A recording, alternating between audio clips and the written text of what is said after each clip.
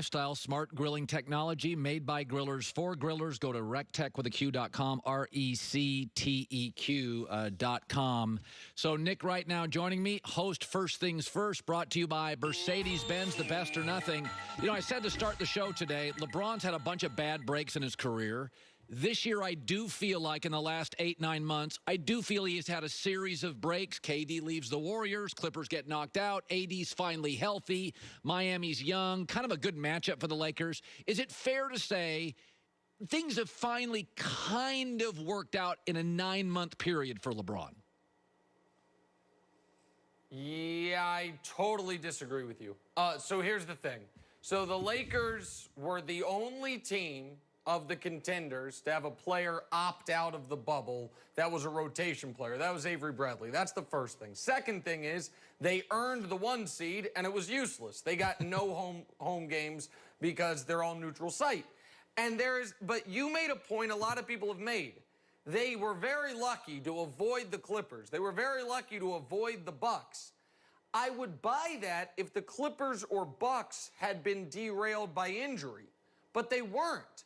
They were beat by better teams. Those exact teams, the Lakers then dispatched in 5 games, the Nuggets, and they're about to the Heat. Folks want to hold on to this idea that the Clippers would have been really good.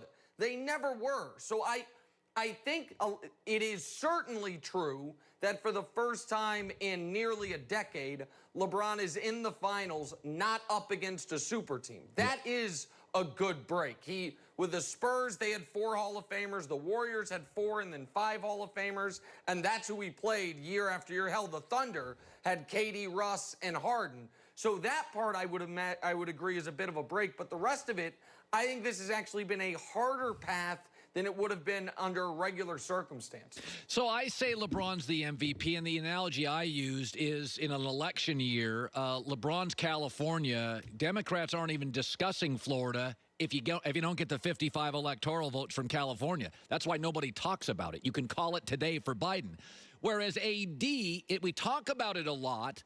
It's a swing state, but it's not as dependable. He had a 15-point game in these finals. I mean, let's be honest. He's healthy.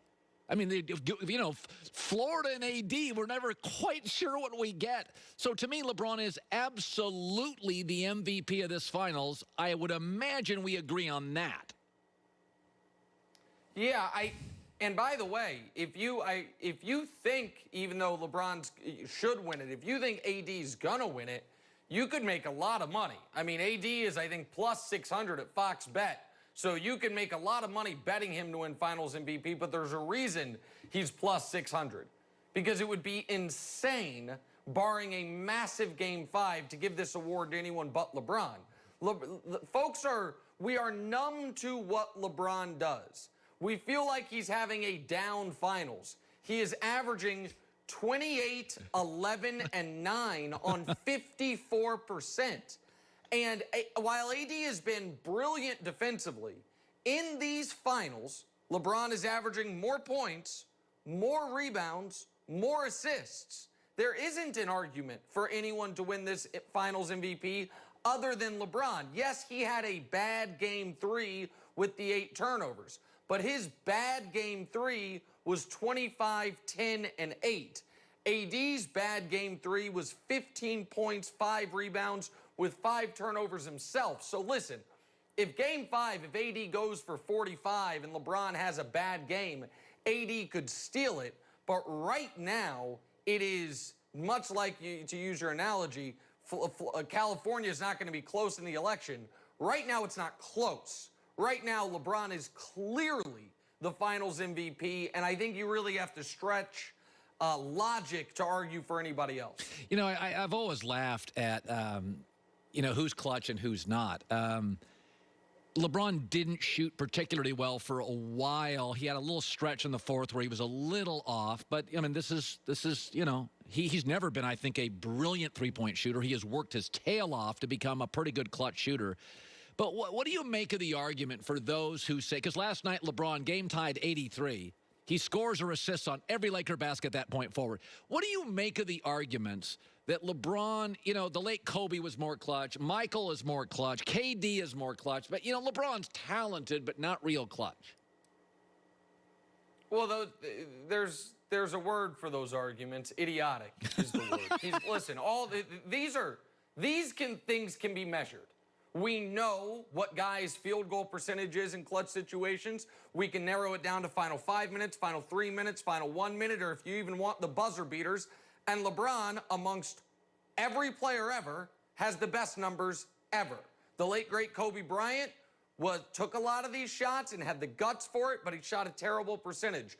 Jordan took a lot of these shots and shot a good percentage. LeBron has taken more, made more than Jordan, and at a slightly higher percentage, and Jordan is the guy we hold up as the clutchest player of all time.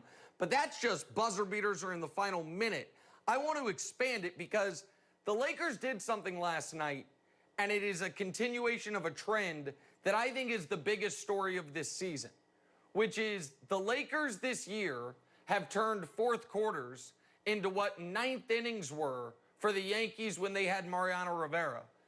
56 times this year, regular season and playoffs, the Lakers have led going into the fourth quarter. They are 56-0, Colin. It's never been done in NBA history.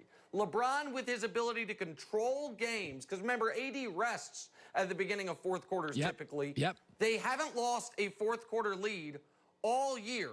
And you might say, well, is that an outlier? Well, let's look at the four best in NBA history. Number one is this year's Lakers. Number two is the 72-win Bulls. Number three is the 68 Celtics with Russell, Jones, Hondo, an all-time great team. Number four on that list, the fourth best team record-wise leading after three quarters, the 2018 Cavs. 50-1. Wow. That was post-Kyrie. That was with Love in and out of the lineup. So when LeBron James, Colin, in his last two healthy seasons, his teams have led, entering the fourth quarter, 107 times. They are 106-1.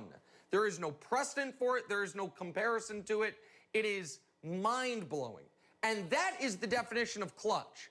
Whether you're up by 1 or 10 going into the fourth, do we close it out? Yeah. And over his last two healthy years, 106-1 in that situation. It's unbelievable. Well, that was always Tiger Woods. If he led on Sunday, he won the tournament. Like that was always to me that you know, exactly right. Great golfers. Phil Mickelson lose leads. Tiger led for 10 years. Tournament was over. You just watched to see him hoist a trophy.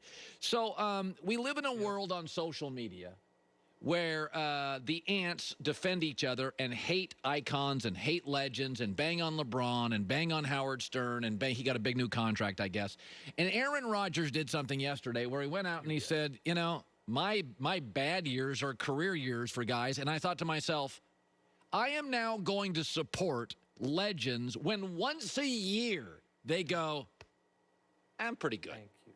I am going to support Aaron Rodgers. Yeah, thank you. Yeah, so I've never understood this about some fans and a lot of media. They prefer false humility to honest arrogance. We know these guys know they're awesome. We know that behind closed doors, or when they look themselves in the mirror, or when they're with friends and family, they're like, my God, I'm great. Of course you are. But we want them to pretend they don't feel that way. I want to know who guys are. And guess what Aaron Rodgers should feel like? I am bleeping awesome. I'm Aaron bleeping Rodgers.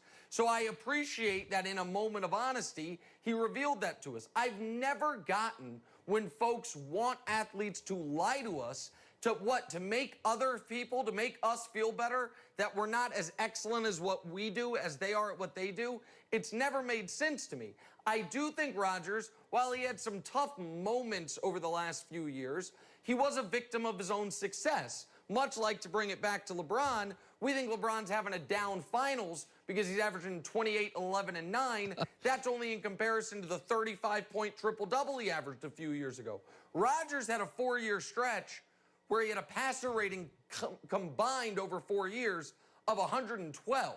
So then he has a 3-year stretch where he has a passer rating of 98. You're like, oh, I think Aaron Rodgers has lost it. And it's like, okay, maybe he's not what he once was, but it's still pretty damn good. And this year, he is proving, at least for the time being, he can be what he once was which is in the discussion for the most talented quarterback ever, or at least until Patrick Mahomes entered the league. Finally, politicians and cult leaders are great at telling us something they know isn't true, that look right into their followers, right into their voters, and tell us stuff that's not true, and they know it.